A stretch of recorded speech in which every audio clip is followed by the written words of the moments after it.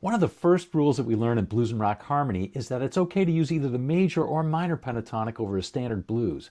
But in a minor blues, it's a no-no to use that major third.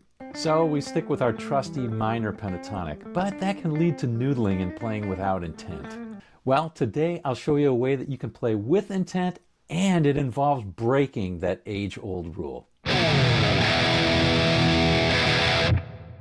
This is a standard 12-bar blues in A, and we can see that all the chords are either majors or dominant sevens.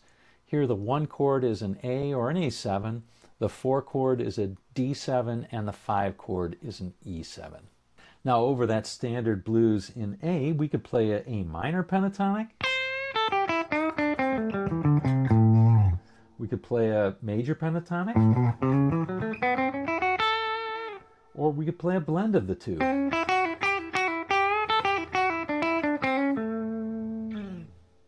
B.B. King did this, Clapton, Page, Van Halen, everybody does this and it sounds great. But what about the minor blues? Can we do the same thing with the minor blues? Here's an example of a 12-bar minor blues in A, and you can see that we have all minor chords here, except for this last one where we've got an E dominant 7. But in any other case, the 1 chord is the A minor, the 4 chord's the D minor, the 5 chord is an E minor, or in the last bar, an E dominant 7. Conventional wisdom is that we can play minor scales over this, but we can't play the major pentatonic because the key note there is the major third. And there's a good reason for this. Instead of reasoning our way through it, let's just hear it, okay? Let our ears be the judge. C sharp is the third of A. Okay, so if we play an A minor chord, and I play a C sharp on top of it,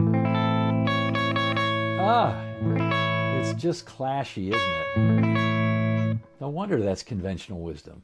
Yeah, that sounds bad for sure. So if we just randomly mix together the major and minor pentatonics, it's going to sound horrible.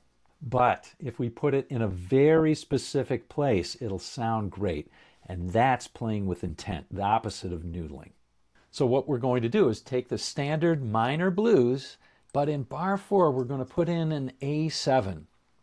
So it's the same name as this A minor, but we're changing the flavor to an A7. Now the theory-minded among you will notice that this is just a 5-1 change where we're temporarily thinking of D as the 1 chord, and so A7 would be the 5 of D. So A7 is playing as a temporary 5 chord here.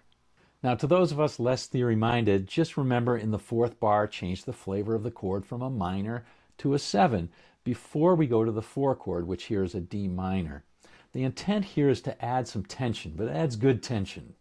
So this is what it sounds like. We're starting out in the A minor.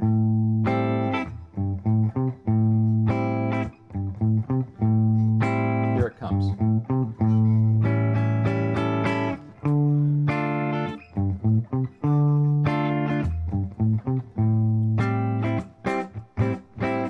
Etc. Okay, so the key part of that change is in the 4th bar, where we go from an A minor to an A7 to a D minor. And we can see there's voice leading on that G string that goes, which is really nice.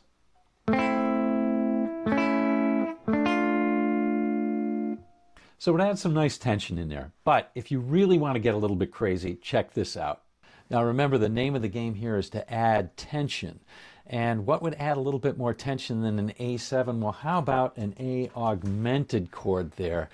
That's a little bit wacky, but it sounds super cool. Let's check it out. So it's very similar reasoning, but just a little more tense. Here's an A minor, A augmented, and D minor.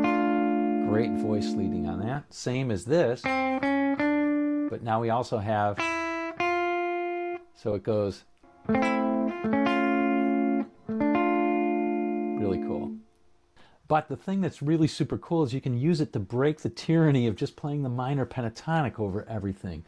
You can, over that 4th bar, you can throw in from the A7, you can throw in that C sharp note, and from the A augmented, You could throw in that F even. And it's going to put in some cool tension. Check it out.